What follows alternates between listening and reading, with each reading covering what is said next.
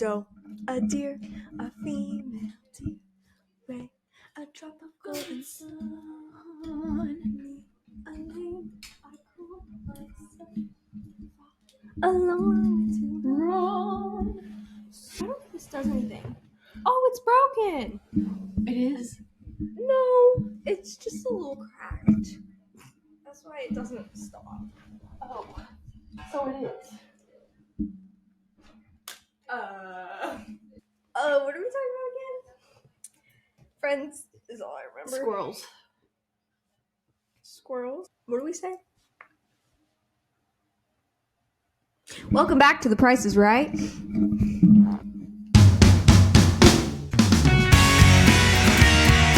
Hey guys! Welcome back to Darn Good Time podcast. This is crazy. We're talking about how weird it feels to actually sit down with mics. Like, we haven't done that in forever, it feels like. True. Sorry guys. It's been a while.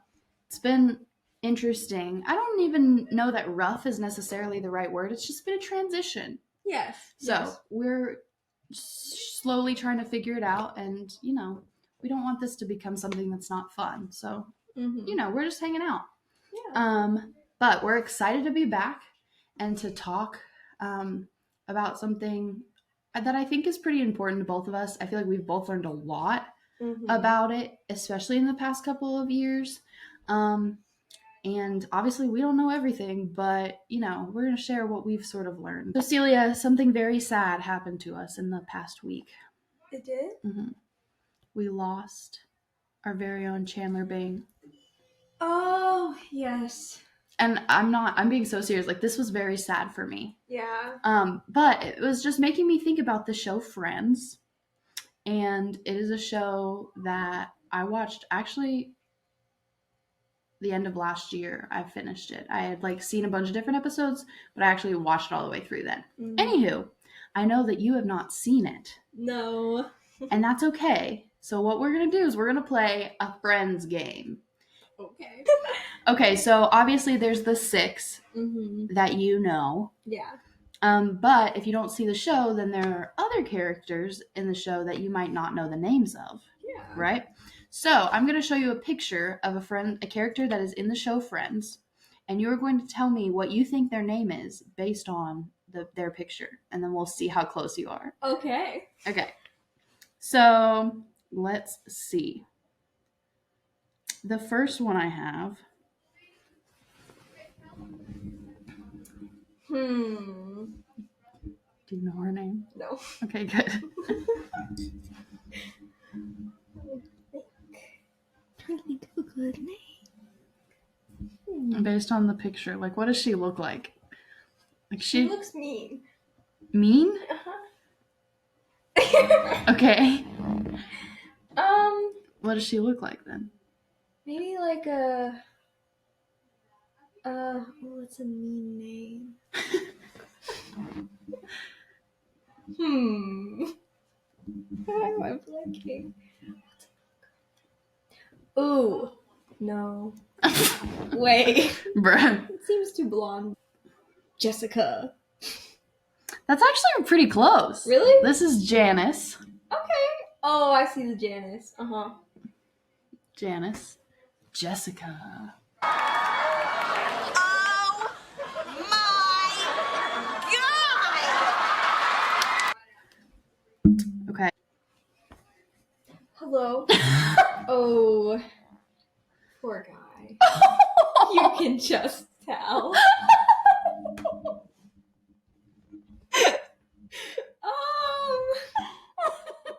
Yeah. He looks like Roger Patrick III. That's his name? Yes. Oh, okay. Something like that. Roger Patrick III, everyone. His name is Gunther. Oh, that's even more fitting. All right, so there's 5. So we've done 2, and I feel like you've done pretty well. Pretty well here. All right, so round 3.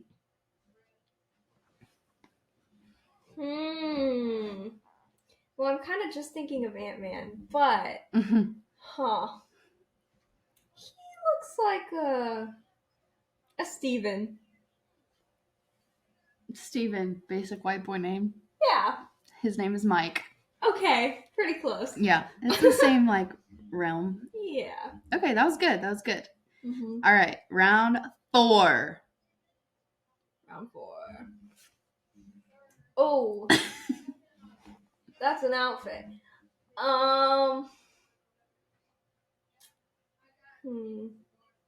Cheryl. Cheryl. I can see it. This is Estelle. Oh, that's good. Estelle.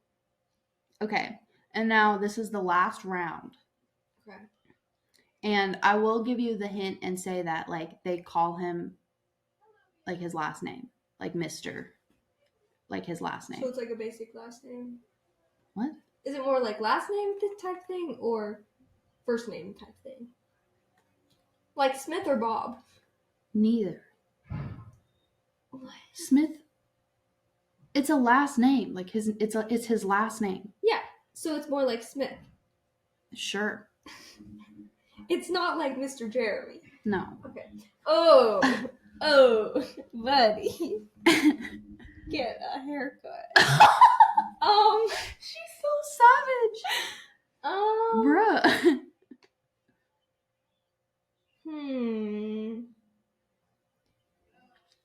Mr. Rick. This is Mr. Heckles. Okay. Hello. Anyway, so these are some of the side characters, whether it's, like neighbors, the guy who works at the coffee shop, ex-boyfriends, and, all the things. But when you think about the show Friends, you really think about Monica. Mm-hmm. Chandler. Yeah. Ross. In a potato outfit. Hello. Joey. And. Rachel. And. Phoebe. Perfect. So those are like the friends, and that show sort of just like follows their friendship and through young adulthood and, into older, like, more middle, 30s and like, and I think people like it because it's so relatable. Like none of them have anything figured out. They're just kind of going day by day. And at the end of the day, they have each other. And I think that's really cool. And I think there's something to be said about that because when it comes to friendship, especially in adulthood, I think that's something that's hard to find and really special once you have it. Yeah, true. So that is a perfect segue into what we're going to be talking about today, because we are going to talk about friendship and just sort of our walk with friendship and what that's looked like. We'll briefly go through like what that looked like throughout our life and then spend the bulk of the time talking about what we've learned just in college about friendship and how that kind of changed and stuff like that. Yeah. All right, so let's travel all the way back in time to elementary school. And when you think about your friends in elementary school, like what are some things I've spent some time trying to think like what made your friends in elementary school? I think for me, part of it was who your parents like let you hang out with or whose parents they were friends with. Mm-hmm. But then also, I feel like it could just end up being anybody you sit next to or someone who's like, oh, I like that color. Bam, besties. Like so real. So true. Yeah. Mm-hmm. I think the word that came to my mind was convenience. It was the people in your class, the people on your sports team, the people that your parents knew, who you were just like always with them. Mm-hmm. Yeah, I think that's sort of how that went. And it kind of makes me giggle thinking back to that time in my life, especially with my little brother, like whenever he was in kindergarten and, like early elementary school.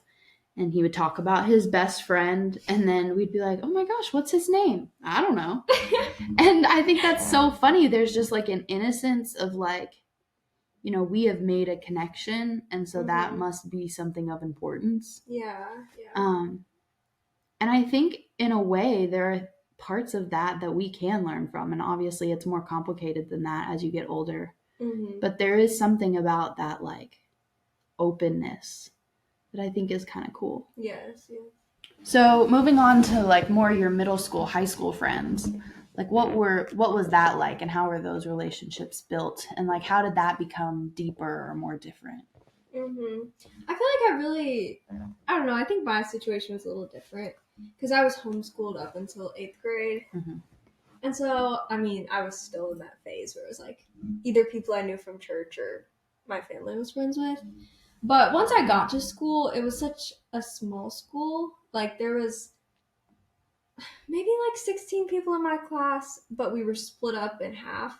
And so there was like 7 that I was with. And I think all the girls in that group were the ones that I really became friends with.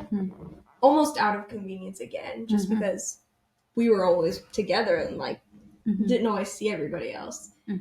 But also, like, we found a lot of similarities in the things we like to do. Or we were always like, we were on the volleyball team together. We did drama club together. So our interests were similar too. Yeah. I think those interests, I think when you reach that middle school, high school age, you start to sort of figure out what you like. And so then you connect easier with the people who like those same things. So I think in a lot of ways, it was sort of similar in the fact that, you know, it was the people who I went to church with and the people who I did theater with. Those were the people who I connected with. And what was interesting is, you know, in middle school, I had friends, and then those carried on through high school. And I got to a point in high school where I realized those friends actually weren't that great of friends. But I was at this point where I had been with the same people for so many years. The idea of walking away and having to sort of start fresh and figure out how to make friends again was really scary for me. Yeah. So much so that I just sort of let myself be in that group and be treated unfairly for the longest time. And then even after I walked away from that, I was really scared to try and find new people because I didn't even really know where to start. Yeah. There's not an instruction manual, you know? No. And you don't ever really put that much thought into it when you're little because you're just like, hey, we both picked pizza at lunch and now we're besties, you know? And then whenever you get older, it's just more complicated than that. And you don't really know what in the world you're doing. So it is definitely something that can be kind of tricky. Yes. And I think that definitely carried over to college because a lot of my friends were younger than me or older than me. And a lot of your friends are at different schools. And it very much so feels like a new beginning, like you're going to kindergarten all over again. Yeah, definitely. So what was that like? And like, did you have any specific like friend related fears, I guess? Coming to college? Oh yeah. I mean, I definitely had a lot of fears just because I hadn't been in a ton of spaces where everything was completely new and I didn't know anyone. And I'm such a quiet person that I was really worried about that on many different levels, but just like having to go talk to people and take initiative to make friends because they don't just come up to you. Like, you have to put an effort and go outside of your dorm and go to events. I feel like it's also just really easy for me to be afraid that people aren't going to like me once they get to know me. And so I kind of hide away in my shell. I'm like, well, if I don't let too much out, then maybe we can like kind of be friends, but also not get to the point where they don't like me. And I feel like I did that a lot of freshman year, just being afraid and not talking to very many people and not letting much of myself out of fear. It's funny, I was talking to a friend recently about how in some ways college friendships can be a lot like kindergarten friendships. I was talking about a guy that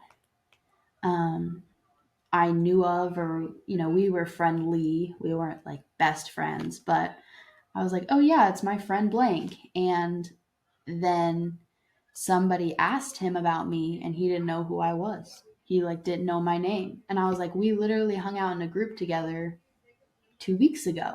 It's one of those things where it's like, you know, you make these connections, and you might have a class with this person and you might know this person and, there's this person. And every time I pass them on campus, I'm going to say hi to them. Or I'm going to even give this person a hug every time I see them and tell them that I love them. But does that mean that you have a truly deep relationship? Not necessarily. Yeah. And so I was making a lot of these surface level relationships and feeling really lonely and being confused and honestly kind of angry because I wasn't making like my BFFs like I thought I was going to. Yeah. You know what I'm saying? So I think we carried a lot of those fears, both of us, into college with us. And I think that became pretty evident because, it was scary to go out. And it was hard to put yourself out there and just start talking to someone. And it's like, what do you talk about? Right. It feels like, my name and where I'm from and my major. And now what am I supposed to say? It was hard. And we knew each other. And there were a couple of other people that we did know. And so it was very easy to stay in that bubble and to not go past that. And a lot of that has to do with comfort. So what do you think about the idea of comfort? I think I am the type of person that loves to stay in my comfort zone. Amen. Me too. Oh my goodness. I very easily, like if you give me the option, always my first instinct is, oh, this is comfortable. I'm more comfortable doing this. That sounds scary. No thanks.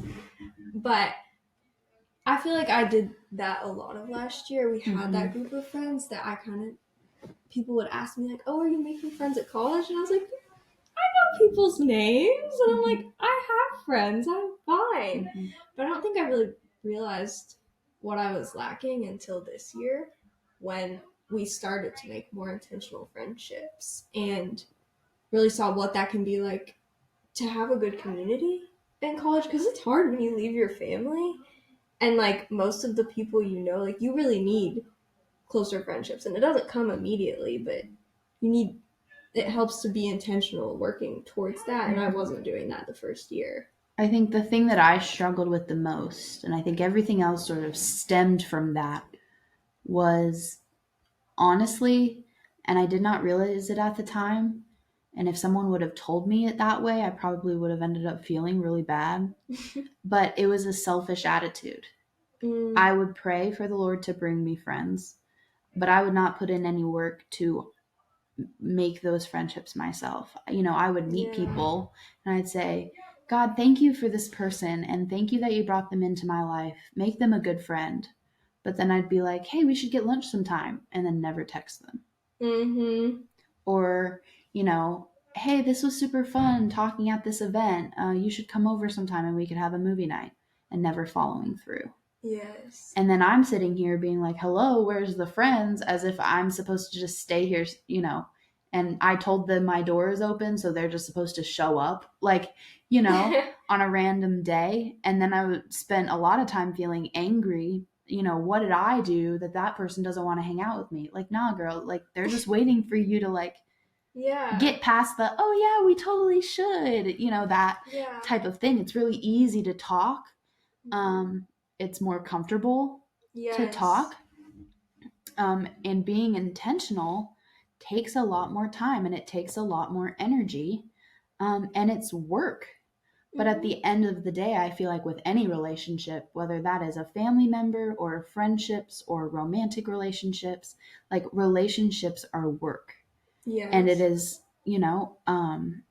going into any sort of relationship with a me, what am I going to gain from this? How is this going to, be good for me? What do I need? Is automatically going to make that a hard situation.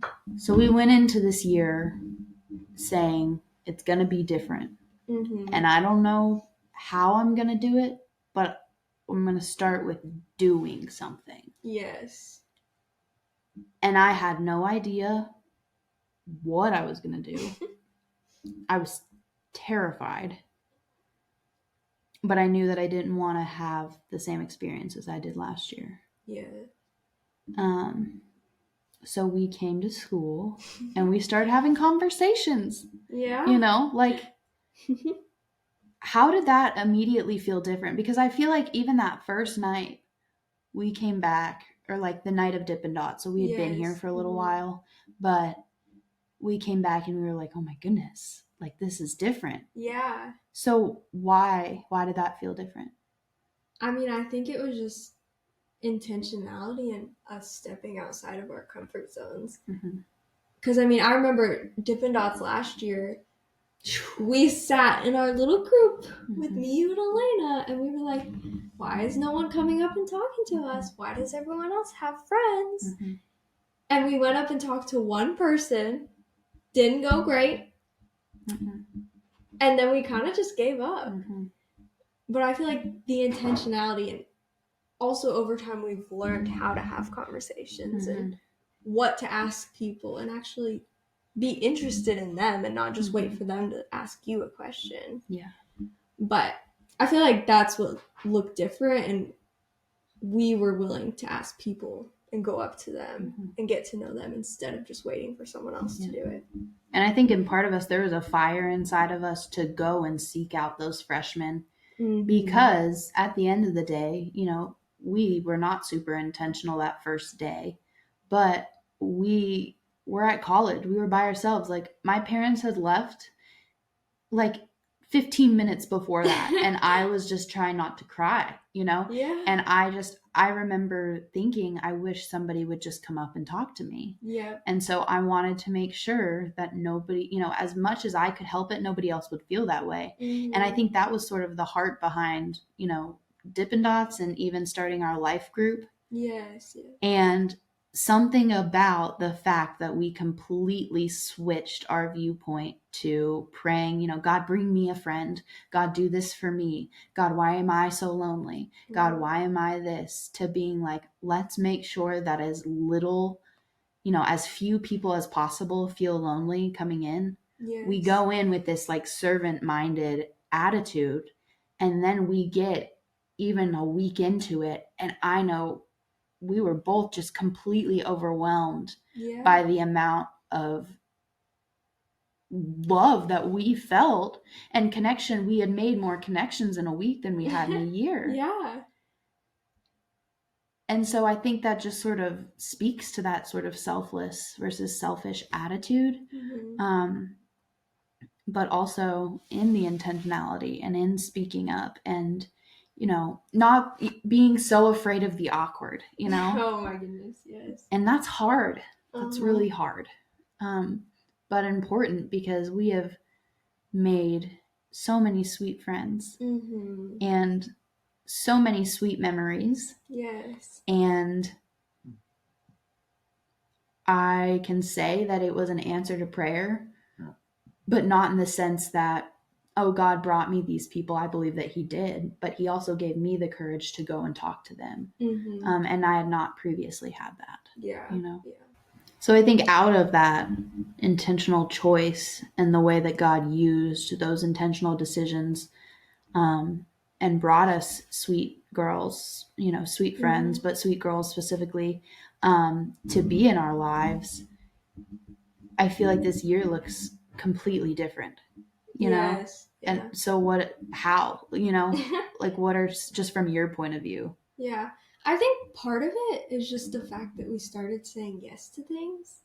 I think a lot of last year we spent time like, oh, that doesn't sound super fun. I'm not going to go. Or, I don't know, I'd just rather stay in my dorm. That's more comfortable. But like, as I've started saying yes to more events that I never would have gone to last year, I feel like that's where I've made the most connections and gotten to have shared experiences with people, which is what brings you closer. Right.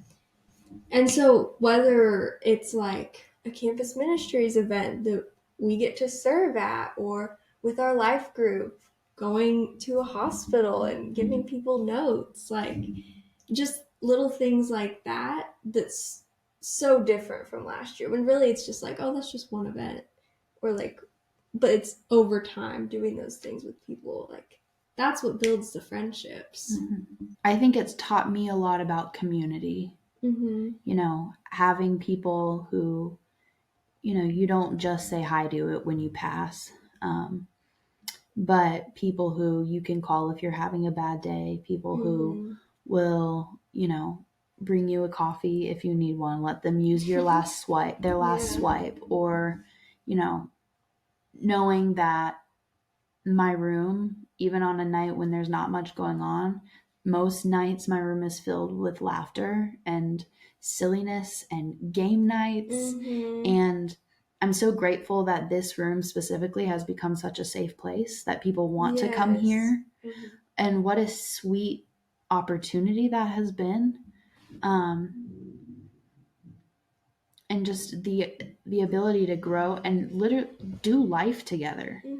And I think that's something that I've always heard people talk about in the church and in my family.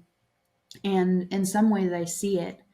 But I think it gets really personal whenever you start college, because life starts to feel real. Yes. And real heavy and real big. And you're realizing that, it's time to start doing these things on your own and being an adult. And, that can be something huge, like praying about switching a major, or something as small as an issue with a car. Yeah. I will never, ever forget when my car died and we had like 15 people out there, and I just stood there and cried because if that had happened to me last year, it would have just been me and Elena and Celia trying to figure out how to push a car. Yeah. But we had so many people who not only came and helped and fixed the situation, but also made a really stressful situation fun. Yes. And something that is memorable. And there's something so sweet about that. So I think I truly started to understand what it is like, what it means to do life together, and how important that is. And how beautiful it can be.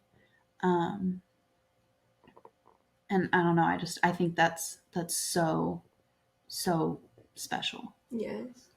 So to sort of like wrap up our whole little thing, and one of these days I'm thinking of talking a little bit more about friendship, maybe having a friend or two on at some point. Obviously this is just scratching the surface of some of the things we've learned. I feel like I could talk for hours about anything. I could talk for hours about basically anything, but about this, I feel so grateful, and I feel like I've learned so much. And yeah, but we will most likely bring up the topic of friendship sometime again fairly soon. But we just wanted to say some of the big things that we feel like we've learned. So to sort of wrap all of this up, I'm thinking, I spent some time processing what is it that makes a good friend. When I think about, the qualities of a good friend, I think about somebody who is selfless and dependable and fun. Yeah. Those sort of qualities of, I'm going to walk with you through life. I'm going to hold your hand during the hard parts. I am going to make the most fun out of even the smallest, most seemingly insignificant parts. Yeah. And, we're going to take on life dancing. We aren't going to walk through life. We're going to dance through life, and I'm going to love you. And I think in so many ways that is such a reflection of Jesus. Yes. And so I think those are the things that I've learned are important for me to be as a friend, and the types of things that I look for in a friend. Yeah. I think for me, I would say a good friend is honest, intentional, and present. And I think honest is such a big one to me, and I feel like I've talked about this before, but just that they'll give you the hard truth, even if you don't like it in the moment. And then intentional, just that they're willing to reach out, and that's something that we talked about learning, just being able to initiate things, ask how you're doing, remember specific things and ask about that. Like that shows intentionality and wanting to be in relationship with that person.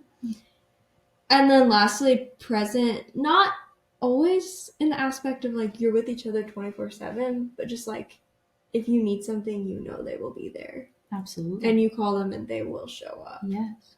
And I think that's what's so important in a friend, that they're there in the hard times. Yes, for good times, but also they will drop things to be there for you. Absolutely. And I think with that whole like priority presence thing, I think that goes hand in hand with the selflessness. Mm-hmm. You know, it sounds weird to say, but like I want to be somewhat of a priority. Yeah. And that sounds selfish to say for me to be talking about selflessness, but I'm also saying it in the fact of if you are going to be my friend, then I am going to make you a priority. Mm-hmm. And I'm going to make sure I am praying for you and checking in on you and celebrating you. God, I love birthdays. I love any reason to celebrate.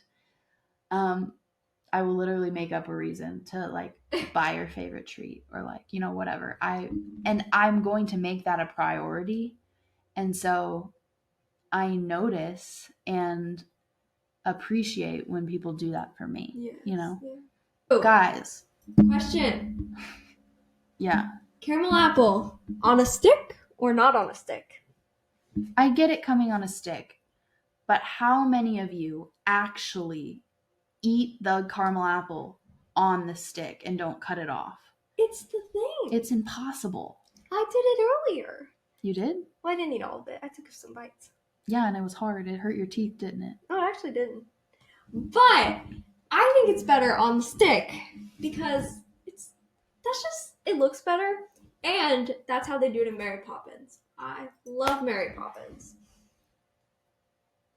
Anywho, that's our debate of the week. Yes. There's usually one of those. Let us know what you think. Yeah. About caramel apples. Do you even like caramel apples? I don't know why I'm saying caramel now. Caramel. You're right. Caramel. Ew.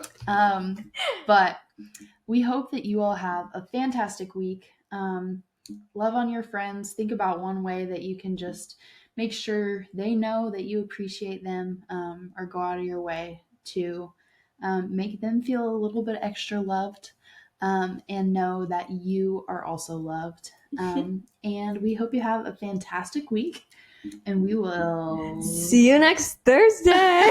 Okay, bye guys. Mostly.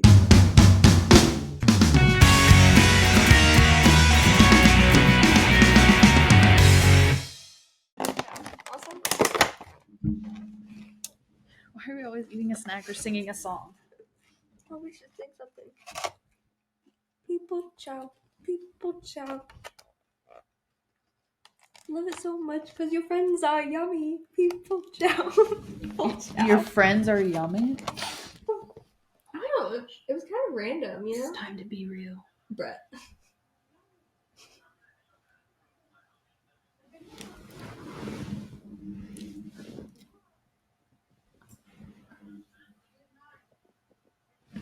Okay. Hello. For some reason, all I could think of was you have to say, yeah, that's good, Rick. Why? Who's that? Who the heck is Rick? I don't know. I just felt like I needed to call you Rick. Is it the hat? Bruh. That's so good, Rick. Okay. Maybe I was doing a different kind of song. Walking in a winter wonderland. Merry Christmas. Wait, how does that go? What? That song. After that. In the meadow we can build a snowman and pretend that he's a circus clown. Oh, we're on different lines. A circus clown. He'll say, are you married? We'll say, no, man. But you can do the job when you're in town. Okay, can we do a duet now? What Listen. duet? What duet? You have to say, I really can't stay. Wait, can I be the guy? You're the one who can sing. Okay. Really can't stay. Baby, it's cold outside. I've got to go away. Baby, you'll freeze outside. This evening has been so very nice. I'll take your hat. No! Your hair looks swell.